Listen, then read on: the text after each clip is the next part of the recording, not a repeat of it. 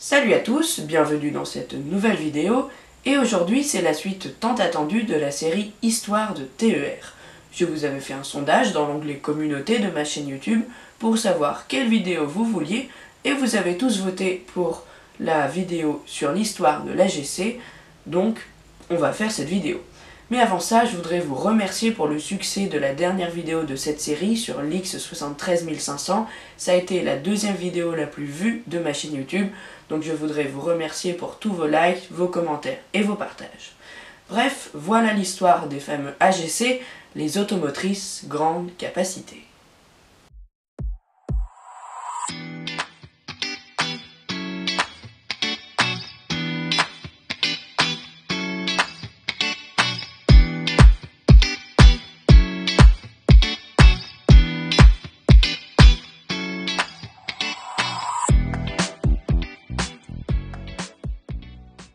Tout d'abord, laissez-moi vous expliquer le développement de l'AGC. Nous sommes toujours dans la grande période de la grande vague d'autorail moderne des années 2000. Alors que les X72500 et les X73500 ont déjà fait leurs preuves sur le réseau ferré national français, une autre rame de TER arrive et va complètement chambouler le paysage ferroviaire français, j'ai nommé l'AGC.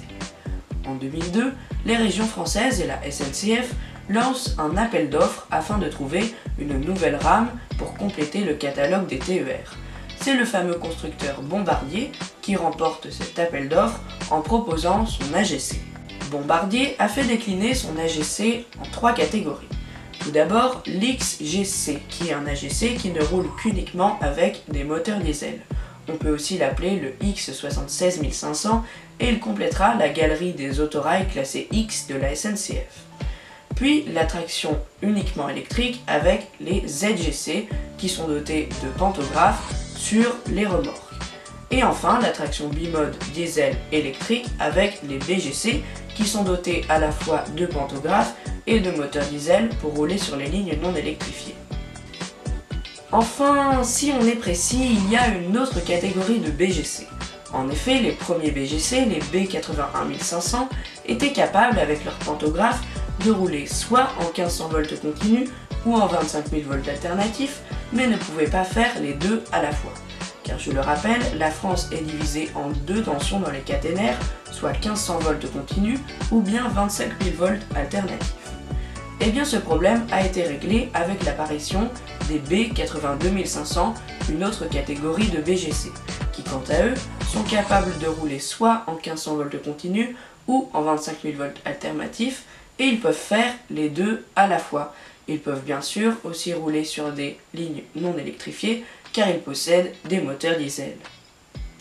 2 ans plus tard, en 2006, 300 rames ont déjà été livrées en France sur les 700 prévues. Puis en 2008, une autre livraison arrive avec 314 rames éparpillées dans plusieurs régions de la France. Dans cette livraison, les premiers B82500 arrivent et les premières régions à l'avoir obtenu étaient la Champagne-Ardenne, le Poitou-Charentes et l'Île-de-France pour le Transilien.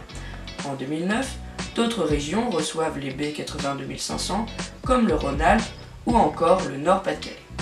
Puis les livraisons continuent jusqu'au 15 juin 2011 où la 700e rame d'AGC a été reçue dans le Nord-Pas-de-Calais. Cette 700e rame d'AGC a reçu une livrée spéciale que vous pouvez voir sur cette photo. Et c'est avec ce dernier train que le contrat entre Bombardier et la SNCF pour l'AGC s'est terminé. Maintenant que je vous ai raconté l'histoire du développement de l'AGC, je vais vous le décrire et vous raconter quelques informations à son sujet. Passons à la description de l'AGC. Tout d'abord, ces autorails peuvent être composés de 3 ou 4 caisses, ils peuvent être aussi composés de 2 caisses techniquement, mais ça n'a jamais été fait. Les AGC peuvent être couplés jusqu'à 3, et ils peuvent s'assembler selon leurs différents modèles. C'est-à-dire que par exemple, si on veut faire circuler 3 AGC sur une ligne non électrifiée, on peut mettre 2 BGC et un XGC, qui peuvent tous les 3 circuler sur une ligne non électrifiée. Mais attention, pour faire circuler 2 modèles d'AGC différents, il faut que leur traction soit la même. Imaginons que l'on ait un BGC et un ZGC, le BGC devra circuler en traction électrique et pas en traction diesel s'il veut être avec le ZGC.